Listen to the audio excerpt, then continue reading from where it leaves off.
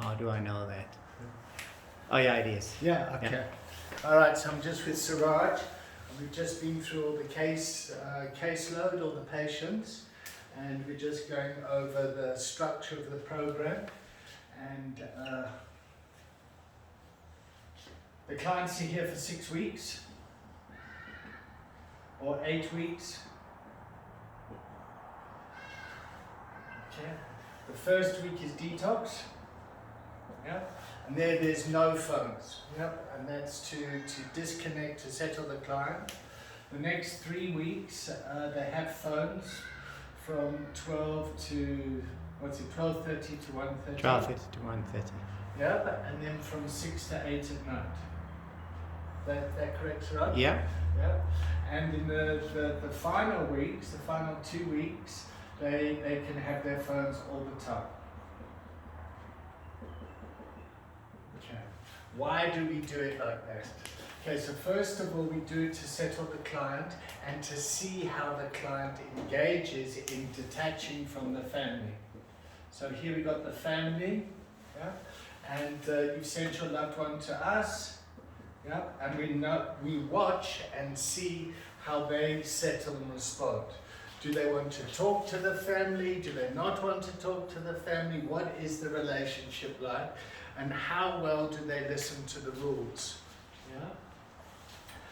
Then the next week we start to give them some access, and then we're observing how they're responding and behaving in the groups. And then in the last 2 weeks, these guys here need to start to make sure that these guys are obeying the rules and handing in the phones and that. And the reason that we do that is we want these guys to when they've got responsibility for maintaining the environment, the house, are they able to find their voice? So some people will not be able to confront people, and that plays out in people-pleasing behavior, and they'll go into put themselves into situations where they haven't found their voice, which could put them at risk, or they go the complete other extreme and bark and start to command, control, and tell people. So that's what we're looking at, and that's when people leave treatment. They will then be handed over, yeah, to our recovery wellness program, yeah, which goes on for a year. Okay. So we continue the treatment, and we get the guys to start to talk to you guys via Zoom. We have the family meetings at recovery wellness programs. We put our material on the devices so that the patients or the clients can stay in contact with our community. And this is the part of the community and growth. So the first week, yeah, is spiritual principles, so the clients can understand what a spiritual principle is. The second week is the brain and mind, so they can start to think about the 5 feelings: guilt and shame, anger, sadness, fear and joy, and to start to put into practice what they've learned. So when are they triggered? How can they calm down? How can they start to rebuild their relationships?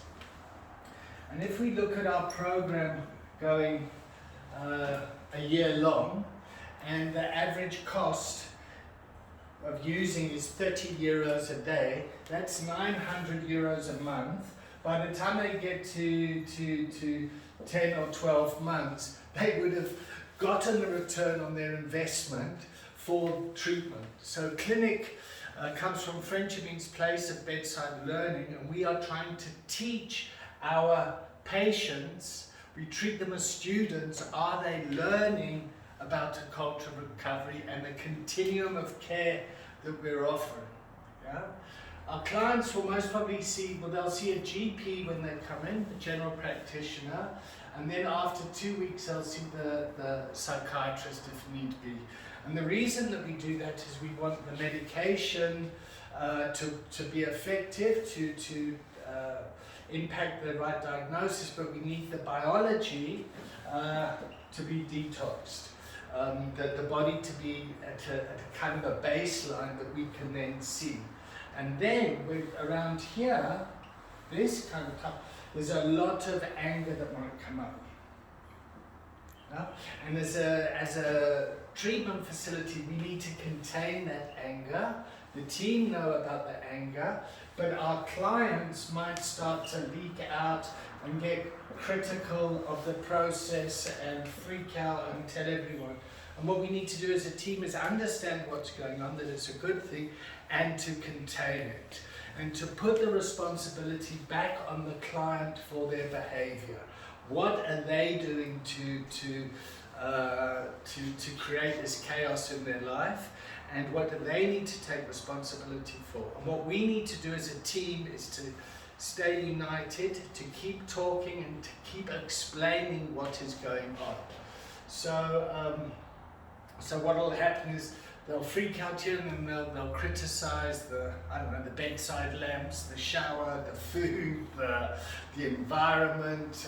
They'll say that they're not being seen, they're being neglected and all that. And that can often create a lot of doubt amongst the family members who are 6,000 miles away and within the team themselves. So we are constantly going over this in case management. We'll have the social worker as well, who'll see the client through treatment, that'll get in contact with the family members, so we can start to prepare for reintegration. And that's the process. That's where we are. So coming forward next week is community and growth, and we show the clients what they need to do to continue their recovery going forward. And hopefully these videos support you as the family members to understand what's going on and to fill you up with some skills that you can take responsibility for your recovery. So the family system most probably has a lot of fear and anxiety about what you're going to do going forward, what's the process, how's this going to work out, and each member in the family has different feelings about what's going on. And really it's about having courageous conversations around solutions. We want our clients to be able to fulfill their roles. So there's a client that's in recovery, that's a father, yeah, that's a son, that's a worker, that's a husband,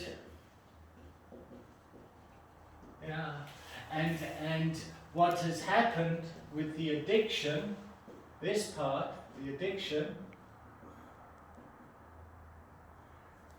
that bubble has grown and impacted all these roles. And our job is to get the client to focus on this and to focus on their recovery. And then to start to show up as a mature adult in all those roles. Thanks for watching. I hope that's helpful.